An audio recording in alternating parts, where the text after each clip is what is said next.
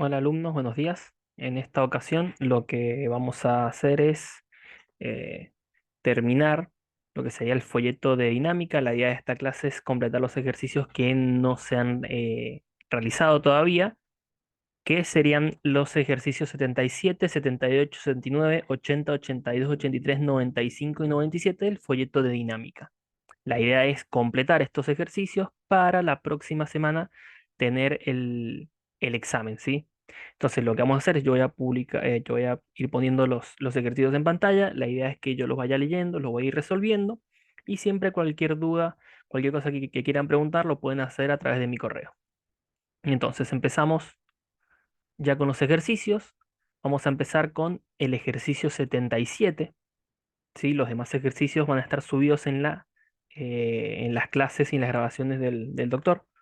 Entonces arrancamos con el 77. El 77 nos dice un cable remolcador de esquiadores tiene que actuar en una pendiente de 37 grados. El cable ha de moverse a una velocidad de 8 kilómetros por hora y transporta simultáneamente 80 pasajeros de 75 kilogramos de peso, en promedio cada uno. Calcular la potencia requerida para accionarlo.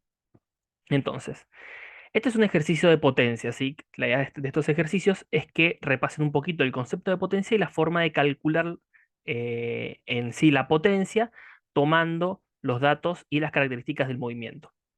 En este caso ya nos dice el ejercicio que lo que sería el remolcador asciende con una velocidad de 8 kilómetros por hora, pero de manera constante. Esto es muy importante para después saber bien de qué manera lo vamos a resolver al ejercicio. Como nos dice que se mueve de manera constante, independiente después la cantidad de peso o la masa que tenga que desplazarse, ya sabemos que si se mueve de manera constante, con una velocidad constante, tenemos un movimiento rectilíneo uniforme. ¿Y esto de qué nos habla el movimiento rectilíneo uniforme? Si ustedes recuerdan, nos dice que la sumatoria de fuerzas es igual a cero, debido a que no existe aceleración. Entonces, analicemos el remolcador, qué fuerzas tiene que hacer y qué fuerzas tiene que vencer. En este caso va a tener un motor que lo que va a hacer es que el cuerpo ascienda, que el remolque ascienda con todas sus personas dentro. Entonces va a generar una fuerza en el sentido ascendente, porque eso es lo que está buscando, que las personas suban. ¿Y cuál es la fuerza o la principal fuerza que hace que el cuerpo tienda a descender? Y en este caso es la fuerza motriz. Recuerden que esto se comporta como un plano inclinado. Entonces, si es un movimiento rectilíneo uniforme, quiere decir que la sumatoria de fuerzas es igual a cero, la fuerza que asciende tiene que ser igual a la fuerza que desciende, ¿sí? Porque entre ellas se tiene que anular para que el cuerpo se mueva con un movimiento rectilíneo uniforme y con una aceleración igual a cero. ¿Esto para qué nos sirve? Para de primera manera de primer modo ya plantear que la fuerza que se utiliza para ascender es igual a la fuerza motriz, que es la fuerza que lo va a tener a descender al cuerpo. ¿Y por qué tenemos que averiguar la fuerza? Porque lo que me están pidiendo es la potencia. Y yo sé que si el cuerpo mueve con velocidad constante, el cálculo de la potencia es muy sencillo utilizando la ecuación potencia es igual a la fuerza por la velocidad. Recuerden que este cálculo se aplica solamente cuando tengo una velocidad constante. Tengo velocidad variables, no lo puedo hacer, tendría que calcular el trabajo y dividirlo por el tiempo. Pero en este caso, como la velocidad es constante, la fuerza va a ser constante, puedo realizar el cálculo con esta fórmula. Entonces, ya habiendo planteado esto, yo sé que la fuerza motriz, ¿sí? Esto es fuerza, ¿sí? La fuerza motriz que es igual a la fuerza que va a tener que ejercer el motor, que es, y es peso por el seno del ángulo, ¿sí? Entonces, perdón, esto era peso. Déjenme borrar acá. Estaba bien, esto era peso. Peso es 80 kilogramos que pesa cada individuo. Me había dicho que pesaba, perdón, 75 kilogramos que pesa cada individuo por los 80 individuos. Esto multiplicarlo obviamente por 9,8, acá me faltó el 9,8, de manera a encontrar el peso en newtons. ¿Para qué me sirve el peso? Y porque yo sé que peso por el seno del plano inclinado, esto es el valor de la fuerza motriz, ¿sí? Y que la fuerza motriz por la velocidad es la potencia. La velocidad, recuerden que está en kilómetros por hora, lo ideal sería O sea, la forma de trabajarlo es pasarlo a metros por segundo para trabajar todo en sistema internacional, lo divido por 3,6. De manera que la potencia que tiene que realizar el motor para ascender a las personas me da 78.637 watts.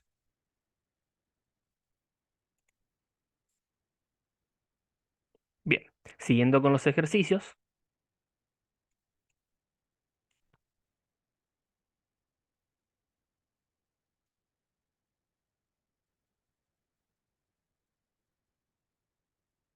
vamos a hacer el ejercicio 78. El ejercicio 78 lo que me dice es un hombre de 70 kilogramos de masa sube una escalera de 60 peldaños de 20 centímetros cada uno. Y lo hace en 28 segundos. Y acá viene la parte más importante, no más importante, sino una parte que es fundamental para entender de qué me está pidiendo el ejercicio. Me dice, considerando que su energía cinética es la misma al pie de la escalera que en la cima, la potencia desarrollada fue de. ¿Por qué es importante ese concepto? Obviamente me está preguntando la potencia. Pero, ¿qué es importante o por qué me dice que la energía cinética es la misma al principio que al final? Si la energía cinética es la misma que al principio que al final, la velocidad es la misma al principio que al final. O sea que no varió la velocidad. Si no varía la velocidad, quiere decir que no varía la energía cinética, lo único que varía es la energía potencial, porque el cuerpo está ascendiendo. O sea, la variación de la energía mecánica va a estar dada por esa variación de energía potencial. Entonces, el trabajo que realiza la persona, ¿en qué se gasta? No se gasta en aumentar su velocidad, sino en aumentar su energía potencial. Entonces, sabiendo el trabajo que realiza el cuerpo, que es igual a la variación de la energía potencial, sobre el tiempo que tarda en realizarlo, puedo encontrar el valor de la potencia que realiza la persona.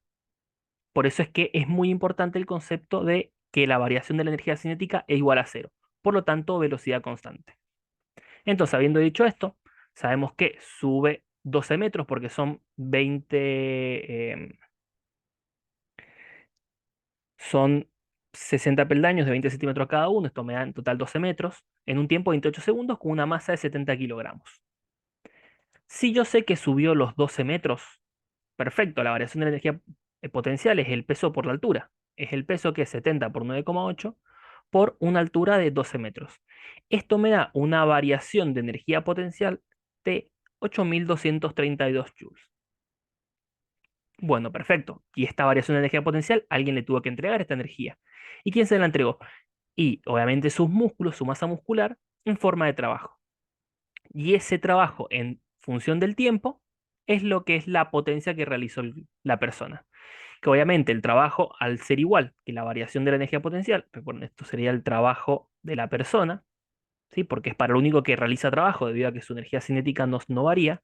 Este trabajo o esta variación de energía potencial en base al tiempo, sí que sería los 28 segundos que tardaba en subir, me va a dar una potencia de 294 watts. Bien, seguimos entonces. Vamos con el ejercicio 79. Este es un ejercicio teórico, así que lo voy a ir haciendo sobre la presentación del folleto. Ahí tenemos el folleto. El ejercicio 79, que ya nos vamos de lleno a lo que sería el concepto de rozamiento, me dice, todo lo siguiente es correcto respecto a las fuerzas de fricción o fuerzas de rozamiento, excepto. Bien, vamos a ir marcando vamos a ir leyendo una por una y viendo por qué sería correcto y por qué no. Me dice, entre un cuerpo y una superficie sobre la cual éste se apoye, las fuerzas de fricción son nulas si el cuerpo está en reposo y no hay fuerzas que tienden a moverlo. Eso es correcto. Recuerden que la fuerza de rozamiento es una fuerza que aparece cuando el cuerpo se mueve. Si el cuerpo está quieto, la fuerza no se, mu- la fuerza de rozamiento no está presente. En realidad, no es que si no está moviendo, sino que no hay fuerzas que tiendan a moverlo. Si el cuerpo está quieto sin fuerzas que tiendan a moverlo, el rozamiento no se va a presentar. El rozamiento aparece cuando hay alguna fuerza que tienda a mover al cuerpo. Después me dice, las fuerzas de fricción se mantienen solamente cuando el cuerpo se somete a la acción de una fuerza que tienda a desplazarlo horizontalmente. ¿Sí? Eso también es correcto, ¿sí? Recuerden que verticalmente en general, nosotros ahora vamos a hablar de que no hay aire o que hay rozamiento nulo, por eso no se presenta, pero siempre que un cuerpo se desplace horizontalmente sobre una superficie, va a aparecer la fuerza de rozamiento siempre y cuando hay una fuerza que tienda a movilizarlo. En el punto C me dice la fuerza de fricción que aparece entre el cuerpo y el plano de apoyo es independiente de la velocidad. Esto es incorrecto. En realidad no es dependiente en sí de la velocidad, sino de si tiene velocidad cero o distinta de cero. ¿Por qué? Porque si sabemos que si tiene velocidad igual a cero, o sea que está en reposo, tomamos un coeficiente de rozamiento de reposo, que es el coeficiente de rozamiento estático. Y si está en movimiento, tomamos otro coeficiente, que es el coeficiente de rozamiento cinético, dependiendo obviamente del cuerpo esté en movimiento. Por eso no es importante en sí la velocidad, sino que si se mueve o no se mueve, si la velocidad es cero o distinta de cero. Entonces, este sería el excepto que tendríamos que marcar. Y luego me dice, para igual coeficiente de rozamiento y velocidad de un cuerpo, la fuerza de fricción será mayor cuanto mayor sea el peso del cuerpo. Esto también es correcto. Recuerden que la fuerza de rozamiento depende de la normal y la normal es la reacción del suelo al peso de la persona. Entonces, si tengo un mayor peso, tengo una mayor normal, una mayor fuerza de rozamiento. En este caso, la que había que marcar era la opción C como el excepto. Bien, seguimos. Vamos con el ejercicio, en este caso 80.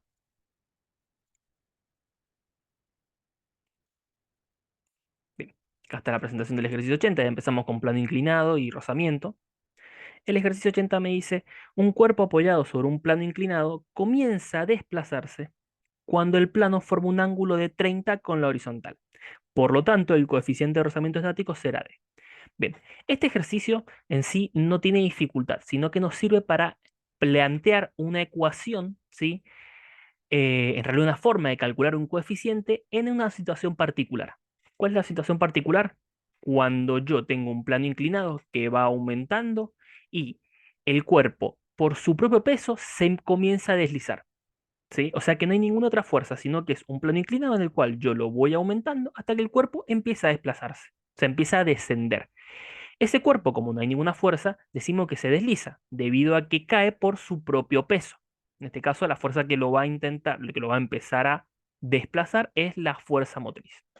Como la fuerza que lo va a empezar a desplazar es la fuerza motriz y la fuerza que va a evitar que desplace es la fuerza de rozamiento, nosotros podemos plantear una igualdad, debido a que el cuerpo se va a empezar a deslizar. Podemos decir que se va a empezar a deslizar, obviamente con un movimiento rectilíneo uniforme, ¿sí? Porque las dos fuerzas son iguales en un principio, después se va a acelerar debido a que el rozamiento disminuye, pero vamos a ver un poco más adelante. Al principio voy a tener una fuerza de rozamiento estática, porque el cuerpo está quieto. Y cuando se comience a desplazar, yo puedo plantear que la fuerza de rozamiento es igual a la fuerza motriz. Debido a que la fuerza de rozamiento es igual a la fuerza motriz, porque el cuerpo se va a empezar a desplazar, obviamente con una velocidad constante, ¿sí? Al principio, después ya va a variar, puedo decir que la fuerza de rozamiento es la normal por mu. Recuerden, mu estático, porque el cuerpo estaba quieto, que es igual al peso por el seno del ángulo, eso debido a la fuerza motriz se mantiene constante. Y la normal, en este caso, es la reacción de vuelta del a plano o del suelo al peso del cuerpo, pero no solamente al peso, sino a la componente en i del peso o peso en i. ¿Sí? Recuerden que estamos en un plano inclinado. El peso se descompone en fuerza motriz y peso en i. Este peso en i por el coeficiente es igual al peso por el seno del ángulo. El peso en i, ¿cómo se calcula? Como peso por coseno del ángulo por mu es igual a peso por el seno del ángulo. En este caso ya puedo simplificar peso con peso y hacer el despeje. Y decir que mu es igual al seno del ángulo por el coseno del ángulo. Seno sobre coseno es igual a la tangente. Entonces, ya esto es importante, si la idea era llegar a esto, que es lo más importante del ejercicio, que es la ecuación o la fórmula en realidad que nos permite calcular el ángulo o el coeficiente, dependiendo de cuál dato sea el que tenga, en un ejercicio de estas características, en las cuales un peso comienza a deslizarse, ¿sí? Obviamente en un cuerpo, en un plano con rozamiento, por su propio peso o por la fuerza motriz. Siempre que tenga esta situación, yo puedo decir que el coeficiente es igual a la tangente del plano. Bien, entonces, sabiendo que era un ángulo de 30, Yo sé que el coeficiente es igual a la tangente de 30, el coeficiente es igual a 0,577. Y de esta manera calculo el coeficiente, recuerden que es el estático, ¿sí? Porque el cuerpo estaba quieto. Cuando comienza a deslizar va a aparecer un coeficiente dinámico que es distinto. Bien, seguimos entonces con los ejercicios. Pasamos al ejercicio 82. Bueno, siguiendo entonces con la resolución, vamos con el ejercicio 82. En este caso, el ejercicio nos dice, una masa de 1000 kilogramos se encuentra sobre un plano inclinado a 10 grados. Me dice, el coeficiente de rozamiento estático es de 0,2. Un individuo de 70 kilogramos de peso que tiene unas zapatillas cuyo coeficiente de rozamiento es 0,75, intenta empujar la mesa hacia abajo. ¿Se cumple qué? Y en este caso es más de análisis de la situación, ¿sí? Tenemos que analizar si la persona lo va a poder desplazar o no, debido obviamente a las características de el suelo o el piso o los coeficientes que tengan la persona y la caja con el suelo. Lo primero que me pregunta es si el individuo no podrá desplazar la masa. O sea, me pregunta si el individuo va a poder desplazar la masa, perdón, la caja, sí, en este caso el cuerpo que está sobre el plano inclinado, la masa de 1000 kilogramos o no. ¿Qué tengo que saber yo o qué tengo que entender como fuerzas que van a poder desplazar al cuerpo? Si el cuerpo se puede desplazar o no, va a depender de dos cosas, o de la en realidad de interacción de distintas fuerzas. Las fuerzas que van a interactuar, en este caso, son,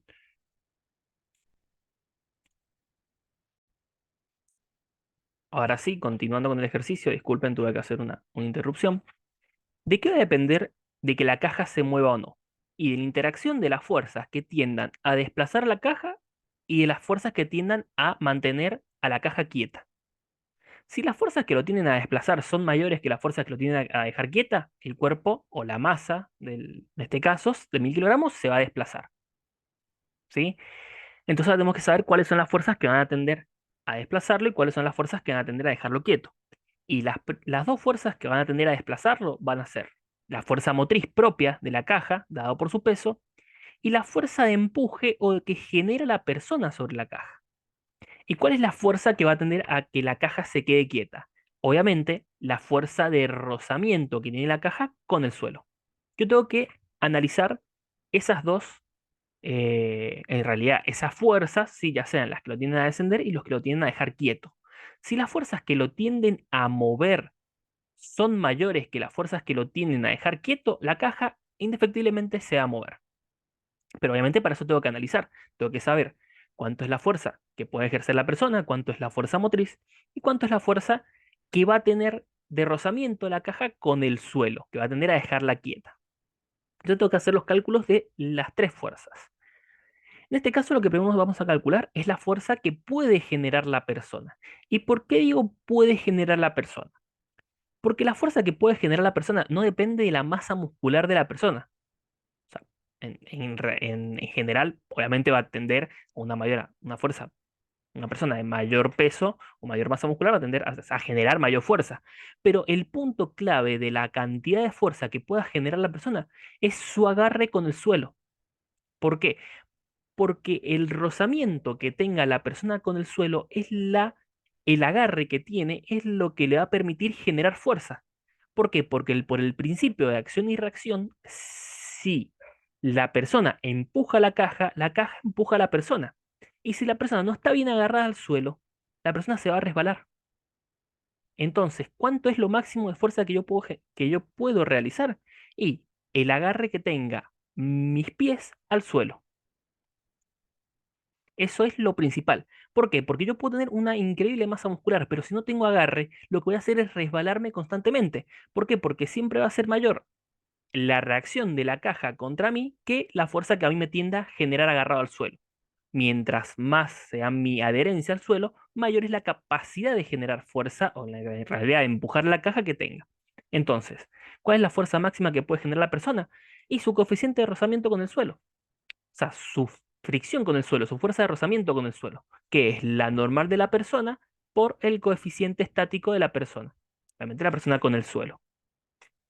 La persona pesaba 70 kilogramos, 70 por 9,8 por el coseno de 10, ¿sí? Que va a ser su fuerza normal, eh, porque es su peso en I, recuerden eso, por su coeficiente, que dijimos que era 0,75. Entonces, coeficiente, acá no va el kilogramo, 0,75. Y esto me da una fuerza que puede generar la persona de 506,68. Esa es la fuerza máxima de empuje que puede generar la persona, debido a que es la máxima adherencia que puede tener con el suelo. Después la fuerza motriz, que es más sencilla, esto va dependiente de la caja y no tiene mucha complicación, es el peso de la caja por el seno del ángulo.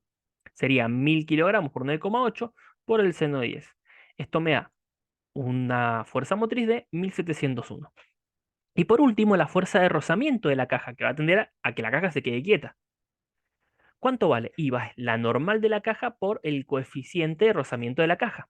¿Cuánto es la normal de la caja? Y es el peso de la caja por el coseno del ángulo, ¿sí? Recuerden que la normal es igual al peso en I en este caso, por el coeficiente de la caja que era 0,2. Y esto me da, fíjense, una fuerza de rozamiento de 1390. Y ahora analicemos las fuerzas que tienen a empujar y las fuerzas que tienen a que quede quieto. Claramente, se acaba en la suma, las fuerzas que tienden a que la caja descienda, que son la fuerza motriz y la fuerza que genera la persona, son mayores que las fuerzas que tienden a que la caja se quede quieta, que es la fuerza de rozamiento. Por lo tanto, efectivamente, esta caja sí la puede mover o sí se moverá si la persona genera una fuerza. Veamos lo que nos dice la opción B. Me dice la máxima fuerza paralela al plano que el sujeto puede ejercer sin resbalar es de 507, perdón, newton. Si eso es correcto, nosotros calculamos aproximadamente 507, 506,68. Esa sería la opción correcta. Después, antes que el cuerpo pueda desplazarse, el individuo se resbalará hacia atrás. No, ¿sí? La caja se va a empezar a mover. ¿Por qué? Porque fíjense que es ampliamente mayor la fuerza que puede generar en conjunto la fuerza motriz con la fuerza que puede generar el individuo sobre la fuerza de rozamiento. ¿Sí? En este caso, la persona no se va a resbalar y sí lo va a poder empujar. Y después todo lo tiene correcto, nada es correcto. La opción correcta sería la B, 82B.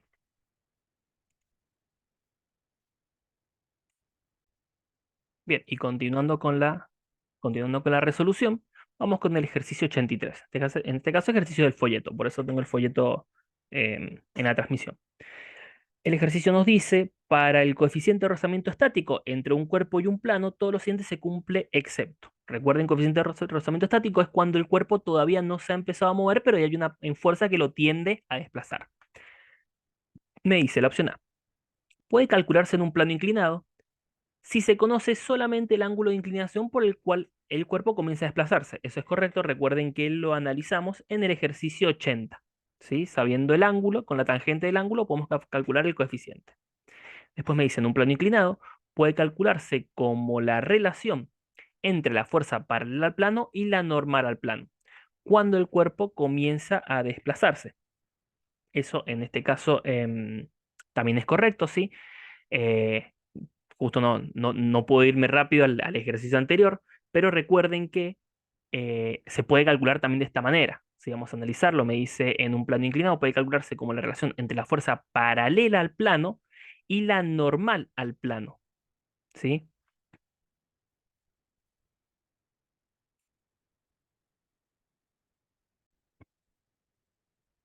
Bien, disculpen, tuve que cortar un poco un segundito la transmisión. Estamos en el punto B, en que habíamos dicho que era correcto. Me dicen un plano inclinado puede calcularse como la relación entre la fuerza paralela al plano y la normal al plano. Recuerden que en un cuerpo que está en un plano inclinado, la fuerza que tiende a desplazarlo hacia abajo es la fuerza motriz y la fuerza que dijimos normal al plano es el peso en I. Por lo tanto, podemos calcularlo como fuerza motriz sobre peso en I, sí que es normal. Recuerden, fuerza motriz es fuerza por el seno del ángulo sobre peso en I, que es peso por el coseno del ángulo. Perdón, esto es peso por seno del ángulo. Peso con peso se va y seno sobre coseno es tangente del ángulo que habíamos dicho que era igual al coeficiente, ¿sí? Como habíamos dicho, visto en el ejercicio 80. Después me dice, es independiente de la fuerza de contacto entre el cuerpo y el plano. Sí, recuerden que es dependiente no de la superficie de contacto, sino de las características de las superficies que entran en contacto. Y después me dice, depende del peso del cuerpo. En realidad, eh, este sería el excepto, porque si vemos, en realidad no depende del peso del cuerpo. ¿De qué depende? Del ángulo y del coeficiente. ¿Sí? Recuerden que el coeficiente no depende de los pesos. ¿Sí? En este caso va a depender del ángulo, obviamente para cuál ángulo se empieza a mover, pero en realidad es una característica dada por las superficies que entran en contacto. Y después me dice, es independiente de la aceleración de la gravedad, esto también es correcto, es independiente de la aceleración de la gravedad. La que sería que tenemos que marcar el excepto es que cuando me dice depende del peso del cuerpo, no, no depende de los pesos. ¿Qué depende del peso? Sí, la fuerza de rozamiento, pero en sí el coeficiente de rozamiento no depende del peso. Muy bien, y siguiendo con los ejercicios, vamos con el ejercicio 95. El ejercicio 95, ya en la revisión, nos dice un avión de 180 toneladas de masa debe aterrizar en una pista de 1500 metros de largo, deteniéndose completamente al final de ella. Me dice, si el avión ingresa a la pista con una componente horizontal de la velocidad de 240 kilómetros por hora, ¿se cumple qué? Perfecto.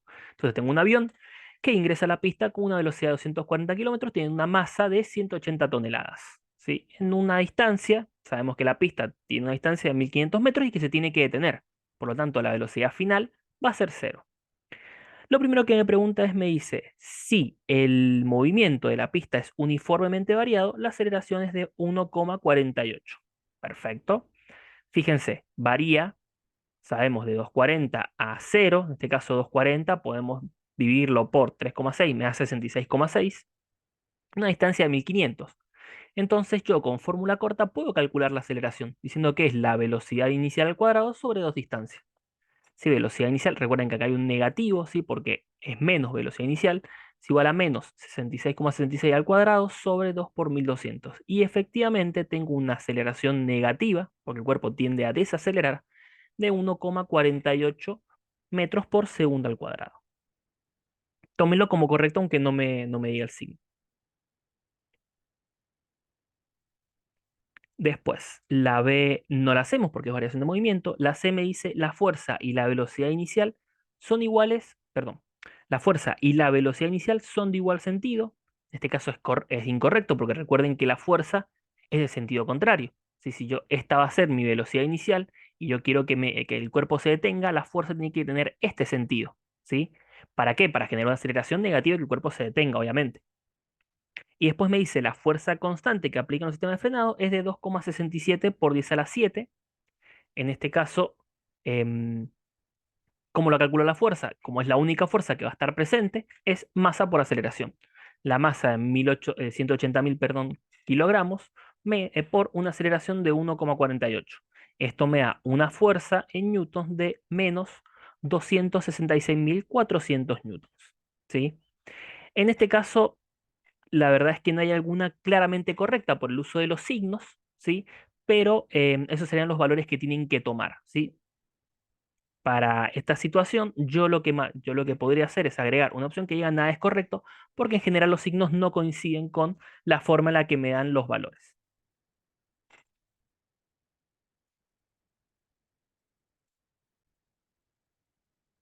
Bien, y por último, hacemos el ejercicio 97, es el último ejercicio que nos queda, ya todo lo demás los completa el doctor en sus grabaciones. Nos dice, Juan está parado en un cerro de 120 metros de altura y lanza una bola de 0,40 kilogramos horizontalmente con una velocidad de 6 metros por segundo. Me dice, si se desprecia la fuerza de rozamiento del aire, se cumple todo lo siguiente excepto. Bien, es un ejercicio más de cinemática y tiene un tema que es movimiento compuesto, que es un tema que no hemos visto en sí, pero vamos a completar este ejercicio. Tampoco es que vaya a entrar, pero quiero que lo tengan en realidad más que nada para trabajar con la parte de energía, no tanto por la parte del movimiento o la composición de movimiento en sí.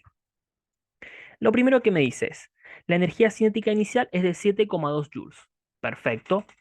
Yo para saber la energía cinética inicial tengo que saber la velocidad inicial. Una velocidad inicial de 6 metros por segundo, ¿sí?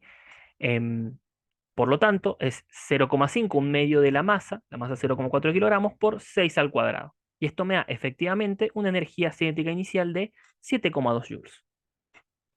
Luego me dice, la energía potencial inicial es de 470 joules. Muy bien, esto recuerden que lo calculo como peso por altura, ¿sí? En base a mi punto de referencia, y mi punto de referencia lo voy a poner en el suelo.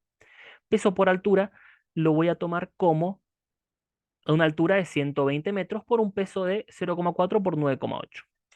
Si hago ese cálculo, me da los 470,4 joules, ¿sí? Está aproximado a 470 joules. Muy bien. Después me dice, la energía cinética final es de 470 joules.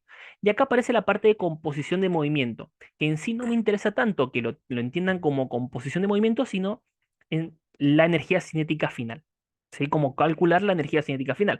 Que en realidad, saber la energía cinética final, lo que tengo que saber es la velocidad final. Y ahí es cuando aparece la composición de movimiento.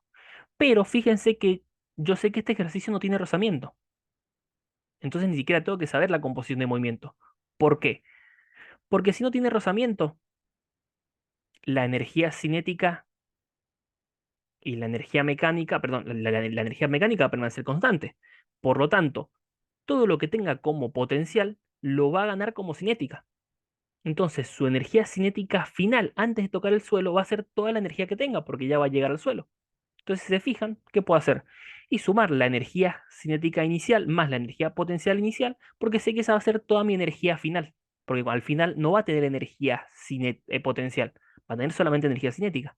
Y si hago esa suma, fíjense, me da 477,2 joules, que es incorrecto porque me dice que la energía cinética final es de 470 joules. Y no, ¿por qué? Porque él ya trae energía cinética, más lo que va a ganar por la variación de la energía potencial, me da los 477. Después me dice la velocidad final de la bola es de 48,88, que en este caso ese punto no lo vamos a calcular en sí, si quieren lo vamos a dar rápido, pero no es algo que tengan que saber, en realidad es porque es composición de movimiento, ¿sí? Va a mantener una velocidad de horizontal constante y una velocidad vertical que va a ir ganando por un movimiento rectilíneo uniforme. Y en base a las dos velocidades, como son vectores, se van a sumar y me da una velocidad resultante, que en este caso es correcto, si quieren acá lo tienen hecho, pero no es algo que tengan que realizar en sí. Así que es 48,86. Y por último me dice, el trabajo realizado sobre la bolsa es de 470 joules.